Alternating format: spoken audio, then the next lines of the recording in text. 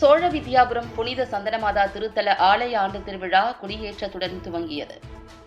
நாகை மாவட்டம் சோழ வித்யாபுரத்தில் வேளாங்கண்ணி புனித ஆரோக்கிய அன்னையின் தாயான புனித சந்தனமாதா திருத்தலம் அமைந்துள்ளது. இத்திருத்தலத்தில் 10 நாட்கள் வெகு விமரிசையாக நடைபெறும் ஆண்டு திருவிழா கொடியேற்றத்துடன் வெகு விமரிசையாக துவங்கியது. இவ்விழாவில் தஞ்சை மறைமாவட்ட பொருளாளர் ஜேசுராஜ் தலைமையில் ஜெபமாலை மற்றும் சிறப்பு திருப்பலி நடைபெற்றது.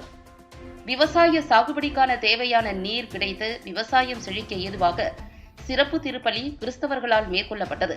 தொடர்ந்து பேண்ட் வாத்தியங்கள் முழங்க முக்கிய வீதிகள் வழியாக கொடி ஊர்வலமாக எடுத்து வரப்பட்டது.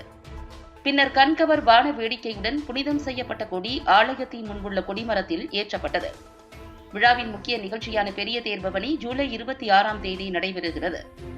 கொடியேற்ற நிகழ்வில் கேகேப்பட்டி பங்குத்தந்தை டேவிட் தனராஜ், சோழ வித்யாபுரம் திருத்தல பேராலய தந்தை டேவிட் செல்வகுமார், சோழ வித்யாபுர கிறிஸ்தவ சமுதாய தலைவர் சுந்தர்ராஜ், முன்னாள் ஊராட்சி தலைவர் கோமதி தமிழ்ச்செல்வம் உள்ளிட்ட ஏராளமானோர் பங்கேற்றனர்.